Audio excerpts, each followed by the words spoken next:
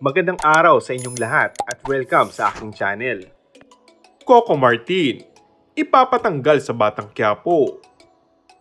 Nag-Facebook Live kagabi si Janice Jurado dahil sa gusto niyang sagutin ang sunod-sunod na tanong sa kanya kung kailan siya babalik sa seryeng FPJs, Batang Quiapo.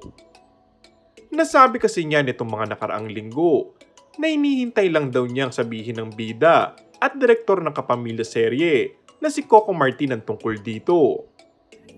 Base sa mga nabasa naming komento, ay marami ang naghahanap sa karakter niyang si Mama Janet, kung saan nagtatrabaho sina Lovie Poe as Mokang at BFF nitong si Tony Fowler bilang si Chiki.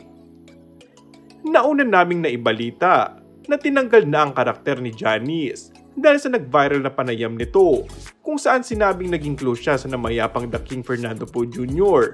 at alam daw ito ng asawang pumanaw na si Ginang Susan Roses. Sa Facebook Live ni Janice ay muli niyang ipinagdiinan na huwag nang pangunahan ang desisyon ni Coco.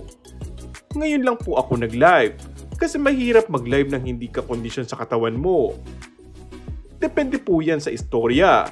Hayaan po natin si Direk Coco kasi nai-stress na rin po ako sa katatanong sa kanya ngunit wala pong sagot. At muling diin niya, hayaan na po natin si Direk Coco kung ano po ang pasya niya.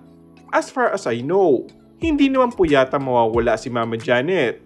Depende po kay Direk Coco Martin. And that's all for our today's video. Kung bago ka lang sa aking channel ay mag-subscribe at pindutin na rin ang notification bell. Maraming salamat!